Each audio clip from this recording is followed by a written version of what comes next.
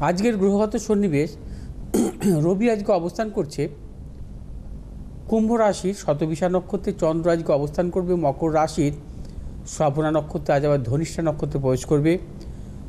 মঙ্গল আজকে অবস্থান করছে মিথুন রাশির পূর্ণবসু নক্ষত্রে, বুধ আজকে অবস্থান করবে কুম্ভ রাশির পূর্ব ভাদ্রপদ নক্ষত্রে, বৃহস্পতি আজকে অবস্থান করবে বৃষ রাশির রোহিণী নক্ষত্রে, শুক্র আজকে অবস্থান করবে মীন রাশির উত্তর ভাদ্রপদ নক্ষত্রে, শনি আজকে অবস্থান করবে কুম্ভ রাশির পূর্ব ভাদ্রপদ নক্ষত্রে, রাহু আজকে অবস্থান করবে মীন রাশির পূর্ব ভাদ্রপদ নক্ষত্রে, কেতু আজকে অবস্থান করবে কন্যা রাশির উত্তর ফাল্গুনী নক্ষত্রে। আজ রাশির চতুর্থ ভাব শুভগ্রহ মধ্যগত, অর্থাৎ মকর রাশির চতুর্থ ভাব হচ্ছে মেষ রাশির ঘর, বৃহস্পতি এবং শুক্রের মধ্যগত। যদি কোনো জাতক জাতিকার জন্মকালীন লগ্ন চতুর্থ ভাব বা রাশির চতুর্থ ভাব যদি শুভগ্রহ মধ্যগত থাকে, তাকে বলা হয় বিদ্যাবত্তা যোগ। এবং এই বিদ্যাবত্তা যোগের ক্ষেত্রে সেই জাতক জাতিকার জীবনে কিন্তু উচ্চশিক্ষা আসে এবং নানাবিধ সাফল্য আসে তার জীবনে। এবং দেখা যায় সেই জাতক জাতিকার জীবনে মূলত গবেষণামূলক পড়াশুনো বা মেডিকেল রিলেটেড কোনো পড়াশোনার ক্ষেত্রে সাফল্য আসে। আজ হচ্ছে পরিক যোগ।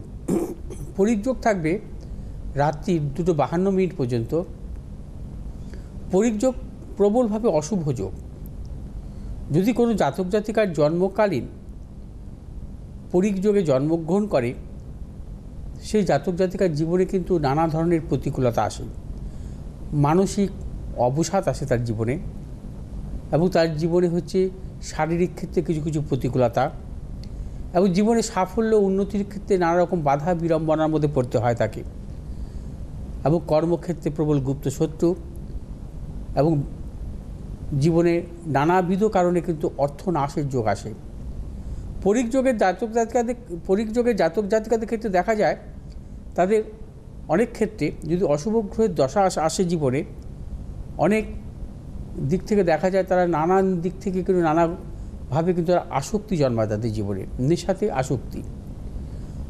অর্থাৎ পরিক যোগের জন্মগ্রহণ কিন্তু জাতক জাতিকাদের জীবনে কিন্তু সতর্কতা অবলম্বন করতে হবে। যদি পরিক যোগে জন্মগ্রহণকারী জাতক জাতিকার যদি অশুভ ভাগ্যপতি গ্রহের দশায় জন্মগ্রহণ করে, অর্থাৎ ভাগ্যপতি যদি নীচস্থ থাকে, ভাগ্যপতি যদি দুস্থানগত থাকে, দেখা যায় তার পিতার দিক থেকে নানা রকম সমস্যা আসে, পিতার উন্নতিতে ব্যাহত হয়, পিতার জটিল শারীরিক বিড়ম্বনা আসে, অর্থাৎ সে পিতৃসুখ থেকে বঞ্চিত হয়। আজ কি করণীয়? আজ পরিযোগ থাকবে, এবং বিশেষ করে কোন কোন রাশির ক্ষেত্রে সতর্কতা অবলম্বন করতে হবে। আজ মূলত মকর রাশি জাতক জাতিকাদের ক্ষেত্রে সতর্কতা অবলম্বন করতে হবে, এবং কুম্ভ রাশি জাতক জাতিকাদের ক্ষেত্রে সতর্কতা অবলম্বন করতে হবে। মকর এবং কুম্ভের ক্ষেত্রে কিন্তু একদমই শুভ নয়।